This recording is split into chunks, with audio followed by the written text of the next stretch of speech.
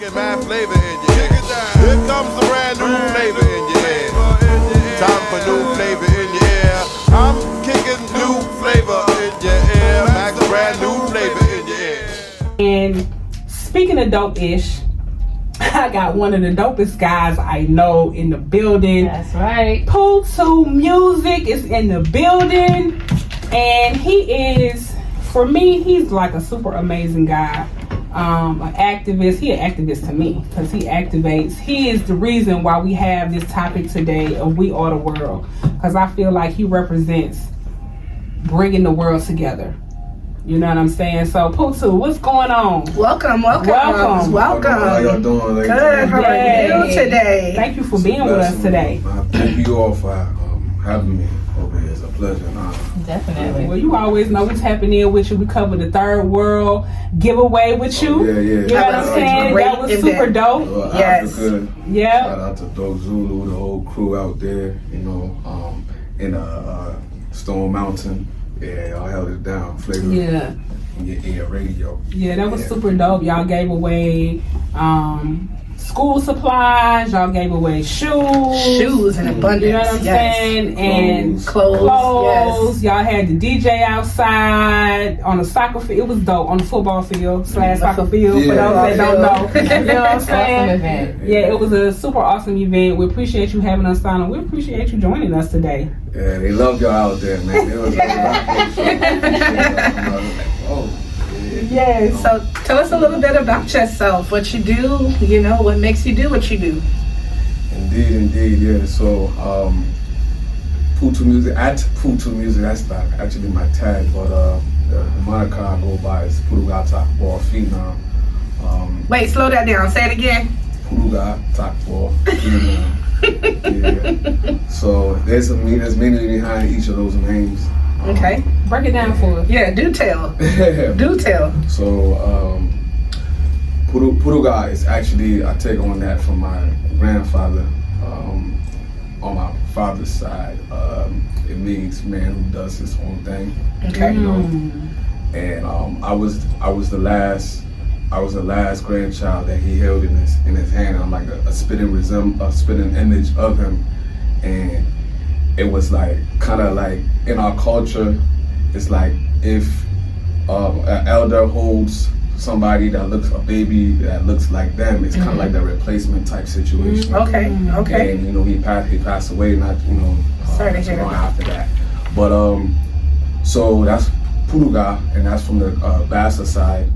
And then Takwa, that means in addition, another boy child. I'm after my older brother. Shout out to Walla George Ever Living King, who's in Liberia right now. Okay. Right. Yeah, so it's like more manpower. That's what it translates to in the Don side. They call it Gio, but it's the tribe of Don. Okay. Nearby county. And then, Phenom, that's actually acronym that I put together. It means the pure heart experience noted on music.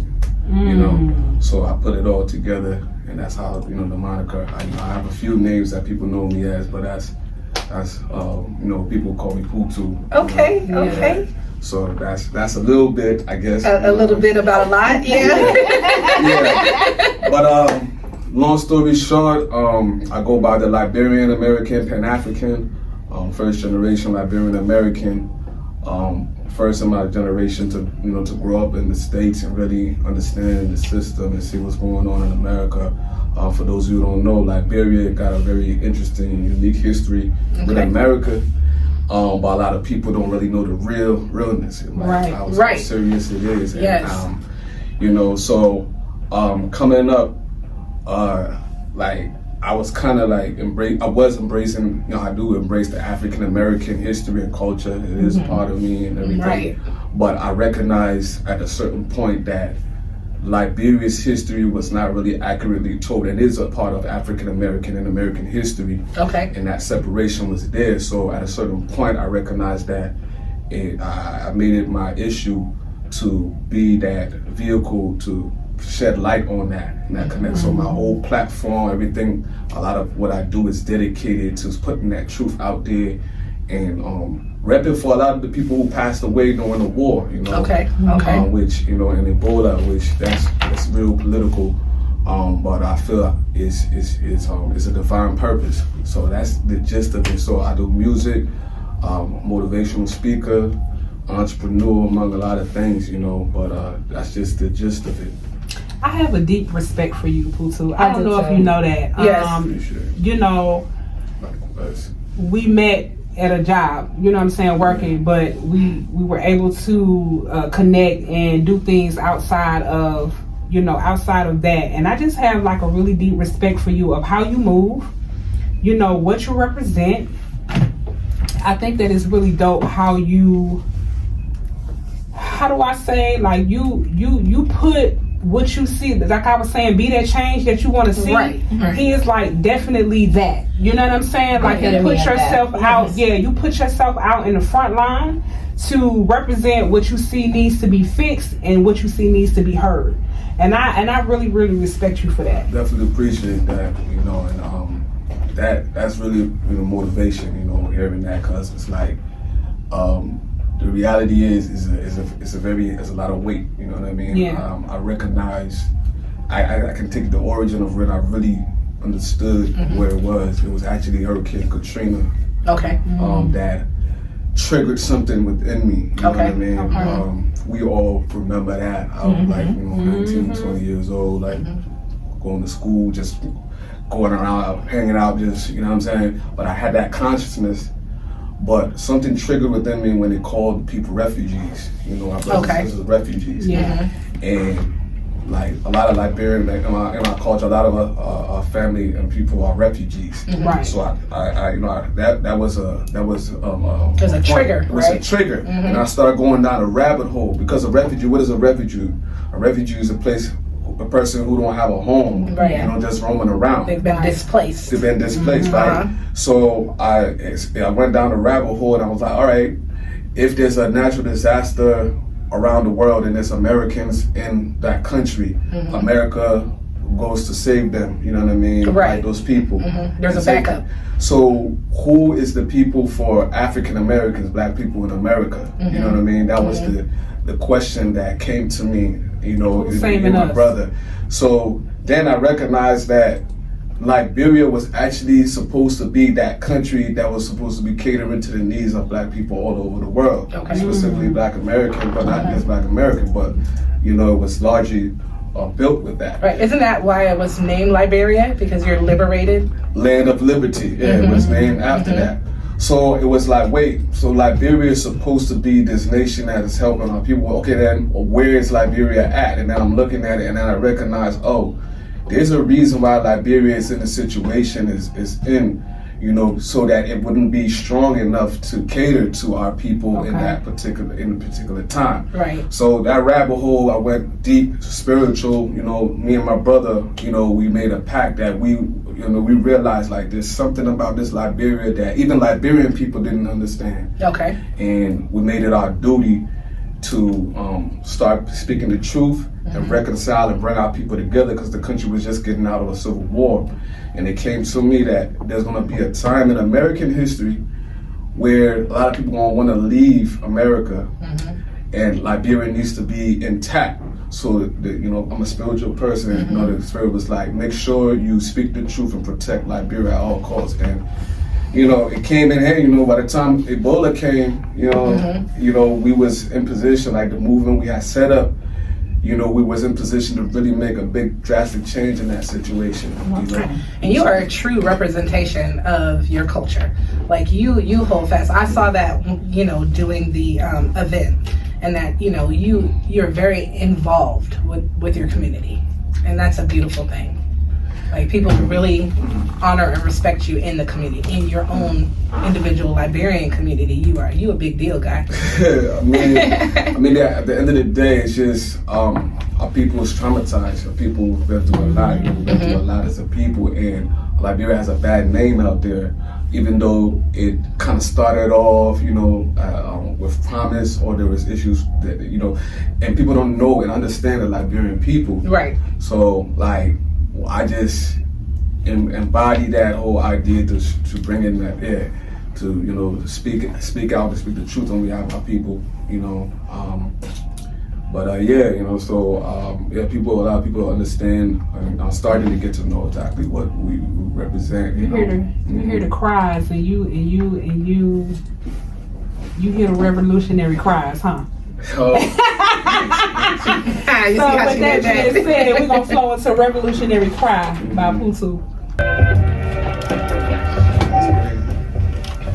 With that poetry at the end. I heard that, you know what I'm saying? That's one of the older versions of that. Yes. But we're back on Hits 92.3 with the real definition of internet radio. This is Fiye Radio, flavor in your ear, and we are here with Putu. Look, Takwa, Phenom. Look. That's right, pronunciation. I'm trying to do it like you know what I'm saying? Yes. Putu, I want to ask you something. So it says that you're a co-founder of Liberia Hills Initiative. Tell me a little bit about the Liberia Hills Initiative, because I see you, since we've known each other, I've seen you travel back and forth. I've seen you do interviews and different things. So what is the Hills Initiative? So going back to that whole awakening, 2005, and the spirit came to put together a movement that was going to bring the people together after the war. We know, or we've heard about this whole thing about divide and conquer, how the colonizers do all of these things. And the Most High allowed us to know that if the Liberian people were not able to come together after the war, then there was going to be another war, So the Liberia Heals Initiative dealt with bringing healing to the people, mental healing, emotional healing, because a lot of the war tore apart, families, friends, relatives. You had traumatized people, from children to women to everybody, people in Liberia and people who was in the diaspora. Over 250,000 people died, and that's a small country. Wow. So Liberia Hills came about in 2012. We formed that with the late Fiye, rest up, and my brother George Ever Living King. And what we did, we sought out to be that voice, to be one of the major vehicles to bring the people together. They had a lot of other reconciliation projects, but some of them were political. Mm-hmm. And it's such a tedious thing, because imagine a society where nobody really has gone to jail or no justice, right? And you have people who murdered family members living in the same community. Some people going into power, becoming senators and things like that. So it's a lot of heavy pain that is on the people, right? And nowhere to go. So we found a creative way through the Liberia Hills Initiative, doing music, shows, doing events, getting people who were counselors to speak to the trauma. In fact, shout out to Dr. Umar. That was kind of one of the pivots that we used, because as a psychologist and dealing with trauma, but also the Pan-African aspect too.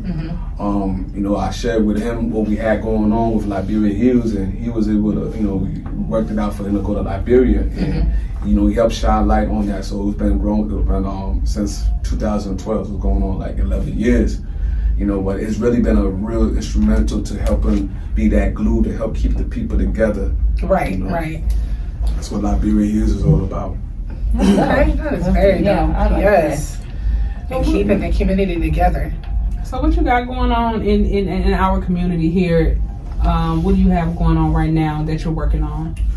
Well, I'm not just it's bigger than Liberia, and I've always been somebody to try to help within the community. I've done a lot of charitable things in the community, all up the East Coast, other places in the country. But as it relates to right now, what we're doing is pushing this thing called the Liberian Renaissance Plan. Okay. The Liberian Renaissance Plan. For people who don't know, a Renaissance is like a rebirth. After there's a lot of trauma and destruction, traumatic experiences, society kind of starts to relearn themselves. Okay. You know what I mean? New ideas to kind of move forward. some people may be familiar with the Harlem Renaissance, you know, that came about in the early 20s. And then you had the Renaissance in Europe after the Black Death and all of that. So as an observer, I recognize that Liberia is experiencing a renaissance right now. And through that renaissance, we incorporate the healing, also music, new ideas and stuff. It's something that can connect with people who are not Liberian. You know, we're using it as an instrument to reach back to our brothers and sisters, our African American brothers and sisters, Caribbean, people all over the world, you know, to tell Liberia's story, and then also allow them know that we are about to transform the country to be that nation that it was intended to be. And we're using this renaissance to do it. So in middle of December, I'm going to be having a few events. We have one event going on at the New Black Wall Street. Okay, yes. You know, you gotta When is that? Yeah, that's actually on December 17th, Sunday, December 17th. Okay. The day before that, December 16th, we're going to be at Belinda's restaurant, which is right across the street from over there. Yeah, right in Stonecrest. Stonecrest Mall, right in that area. Okay. And then we looking to do something the night before too. So it's a weekend. And we're reaching business partners, reaching people, radio stations, whoever want to be over there, because we're going to be telling them about what we're going to be doing coming in the new year. We got trips to Liberia and business opportunities and all types of things that we want the people to know about. So yeah, it's going to be real spectacular. Liberia Renaissance Plan. All right, very my good. calendar, you know, I'm gonna pull up, you know what I'm saying? I gotta come through. Gotta come through. We're gonna pay some bills. Give us 1 second. You're on Hits 92.3 with the Ladies of Five Radio. And we are back, the Ladies of Five Radio, and we are with our special guest today, Mr. Putu Music. So, Okay. I'm sorry. That's okay. Go ahead. The ladies are going crazy to ask questions. As far as your music go, now you know this wave of Afro beats is going hard now. Dope. Yes, Afrobeats is the thing. it is. Yeah. You are doing like rap music. Would that be the genre that you're labeling it? Well, I kind of started. I did start off doing rap music, but I have Afrobeats related music too. So I started, and also reggae music. Okay. Try not to buy. I started tapping into that years ago. But it's so good to see the African music, hitting the world scene. They try to keep it for so long, to hold it back for so long, and let's bring it back to hip hop again. Like you see how when hip hop came about, it was an organic movement. It was something from the people, and then at a certain point in time, it became commercial and used as a weapon. And one of my things has been like, as the African music hits the mainstream, to make sure that the same thing does not happen to that, because they always do it to our music. Take it back to the blues, rock and roll, it always happen. And so, to your point, as far as the African music, the Afro beats, the different music that's coming out of Africa, I believe that we need to have a bit more of a story as well. Like it's like a lot of it is having fun. You know what I mean? Entertainment. We're showing that, which is good. It's letting the world know that Africa can get down and good and dance music and we're feeling good. But there's an elephant in the room. Like, Africa has the mic now. Right. Yeah. And music has always been a vehicle to tell the story. Yes, it has. Yes. That's the issues. So one of the things that I'm looking to do is to help push that, and then we got to pay respect to people like Fela Kuti. You know what I mean? Who he's a pioneer when it comes to Afrobeat, African music hitting the world stage. Okay. And he definitely was bringing that political consciousness and and putting that realness out there. And I think that we need to have a little bit of the balance, or else we're gonna see what's happened to other genres over the years. So And now there's so much independent stuff going on. It can happen. You know what I'm saying? It could definitely happen. You just got to know the right avenues to go down to and connect with the right people. And going back to what you were saying about how hip hop is now so, they took it and make it so commercial.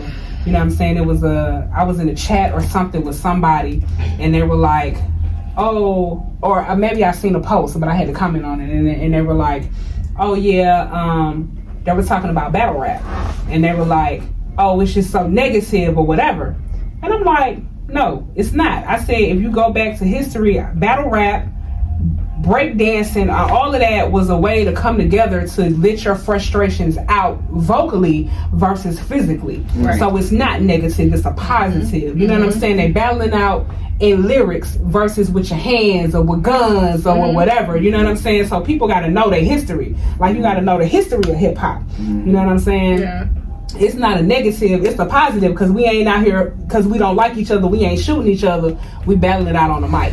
You know, the what thing I'm about saying? that, you know, is true. You know, it's all how you channel the energy. Yeah. And the thing is like when you are not emotionally mature to handle that, like, you know, when you get a certain disrespect, because at a certain point, certain lines are crossed, Yeah. and then when it became commercialized, then it's like, oh, this is real. You know what I mean? They be going for the gusto. Yeah, yeah, They be You gotta loaded have bills. Yeah. Yes. tough skin. Yeah, Yes. But that's so- what it was meant for. It Yeah, wasn't so you meant. have to, You know what I mean? it has to be in the people. You know, people have to understand that, and I think that's the whole thing. We got is- away from what the root of it is. Yeah. You know what I'm saying? We got to get back to the root To of the why music, these things to are. the music part of it. You know what I'm saying? Well, not just the music part of it, but to the root to why it's even music. yeah, the right. root Purpose to of it. Okay. the purpose of the battle rap. Okay. The purpose of battle rap is to battle it out on a mic Right. and not That reminds me battle of- it out physically. You know what I'm Crews, saying? And battle harming each crews, other. You know what I'm break saying? boys. It reminds me. It's funny that you said break boys. It reminds me of Beach Street. I don't know if you guys remember Beach Beach Street. Street from back in the day, and they did the battle. Breaking. They did the Yeah, battle breaking. dancing. Remember the battle dancing? So that's Yeah. what it reminds me of. Yeah, Okay. it's the same thing. Yeah, So yeah. break dancing, break dancing. What are we talking Battle about? rap. Battle rapping. You know what Battle I'm rap, saying? yes. Friendly Competitions, competition. friendly Yes. competitions. Yes. They were made dancing. You know what I'm saying? Yeah. Double Dutch. Yeah. Those things were made in light of us not battling it out and just being a one in the community and can still. Okay, and after we did this battle rap, you talked about me, I talked about you, somebody won, and that was done. We danced it out and now it's done. It ain't no more beef. Yeah, the we don't beef have is to. done. We don't have to keep it up anymore. Yeah, the beef is over. Yeah. That's what it's for. Until So, next week. The interesting thing about it is like when you see how hip hop emerged, it emerged at the end of like the Civil War. I'm not Civil War, Civil Rights movement in the 70s and the 80s, and so that was a time now where there was a lot of trauma that happened in the 60s. A lot of people were killed. There's you been know a what I'm saying? lot of You know what I'm trauma. saying? A lot of Every trauma. era. Every Yes. era, but I'm saying in that But particular, major. in that Yeah, era, major. we're talking about black people making a stride for, and then bam, bam, bam, bam, bam, bam. So people's in the days now, and then you Right. got all that energy.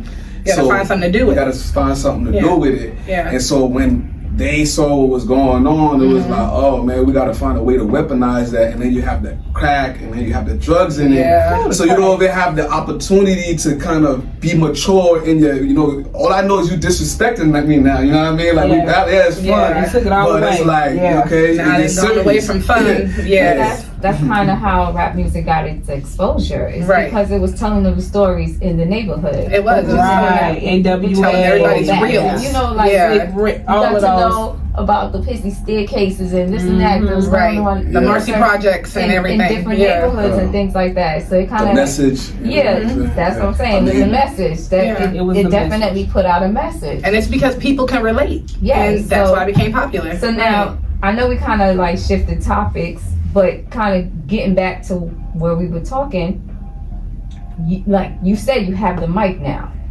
So now that you have people's attention as far as the Afro beats wave, it's time for the message to get out. Like that's Yeah, and interestingly enough, you know, when you listen to the like African music is very diverse. Yes, you know, you got it West is. Africa, Very much. South, you know, East, and so there's so many different genres within genres, right? So a lot of the music that has crossed over and playing on the radio now.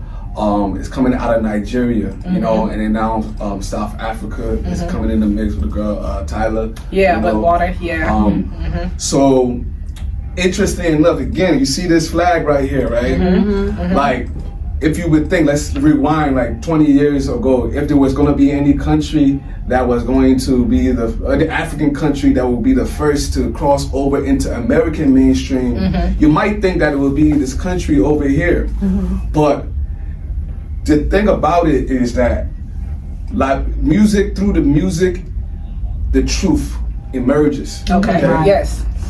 So it's been very intentional for African music to not really emerge. And then also then you got Liberia, where it's like, oh no, because Liberia has the opportunity to really expose some stuff Yeah. on a whole nother level. So the story that needs to be told right now, and I'm you know, me being on the forefront is coming like Liberia's story needs to be told. You know what I mean? Like y'all was talking about the little engine that could in that journey, right? Liberia, the whole idea for Liberia was born out of, you know, the revolutions, the revolts that were happening over here. One of the major ones, Great Gabriel Prosser in Virginia, where they were getting ready to kidnap the governor, James Monroe, who later became president, you know? And so there was a fear that people had in those early days of America about what Black America was gonna do at some point in time. So they were like, they supported the idea to get, you know, some of the who they considered troublemakers out of America, okay? And they did that up until the Civil War, American Civil War. Now, as big of a part of American history that is, why don't more people know about that? Why, when we talk as Black America, when we talk about going back to Africa or having our own country, we don't go and try to revisit this country, Liberia, okay? And we also have to shout out Freetown and Sierra Leone. Sierra Leone. They're not really in the conversation when we talk about Africa right now. And there's no disrespect to any other countries that are out there now, you know, representing Ghana, Nigeria, which is all gravy. But because of the historical connection and the potential of the consciousness coming together and putting together something that will a country that will really stand up and do what needs to be done on the world stage. That's the whole reason why Liberia and Sierra Leone is downplayed. Y'all know about the Geechees? Oh yeah. Gullah. There is actually a town in South Carolina. Charleston.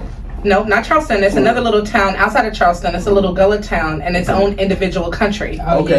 Yeah, I just saw that the other day. Yeah. So my friend, she actually lives in Charleston, and so we're going to that little Gullah town so we can see, you know, what's up. We're going this month, so it's we can crazy, see. you know. So there's a whole history with that. Gullah in Liberia, they're called Gola. Okay. They're the Gola people, and the Geechee is called Gisi. Okay. They are the tribes from that Sierra Leone, Liberia area who are real great at cultivating rice. Right. Yeah. So what happened was that when the slave masters realized that rice could last long and on the Middle Passage, so long as it wasn't wet, they realized like, all right, let's get a whole bunch of the tribes or the people from the tribes who are great at cultivating rice and bring them, instead of getting the rice from in Africa, let's bring them over here to America, North America, and sprinkle them in the swampy areas, South Carolina, Georgia, Louisiana, and let them cultivate the rice over there. And they kept their culture, you know, so you hear them talk, they don't sound like they're from over here. And no, they sound like they're from straight from Africa, right from Nigeria, Liberia, they're right there. But the name of the town is Oyotunji. Oh yeah, there's a village out there. The Oyotunji African village. In a village. Yes, so how are you, through your music, you know, spreading what your basis is? Well, I mean, it's just come from being intentional, and I'm not here to say, you know, that it was always like this. You know, I mean, you know, it's growth. You know what I mean? There were times I wasn't always as conscious and knowledgeable. There was times I was in the mix and not, you know, as conscious and intentional as I am right now. But when I started really realizing the power of spoken word and the power of informing people, I started being really intentional. So as I said, when you talk about music, like I said about like what do we need, what needs to be said, and then you gotta find a way that is catchy.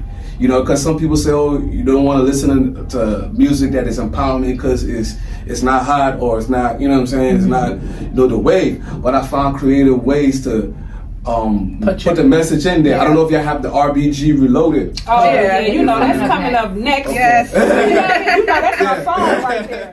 We are going to be united. we must first develop an undying love for our people. Our people. Our people. RBG reloaded, reloaded, reloaded, reloaded, reloaded, reloaded, reloaded. RBG reloaded.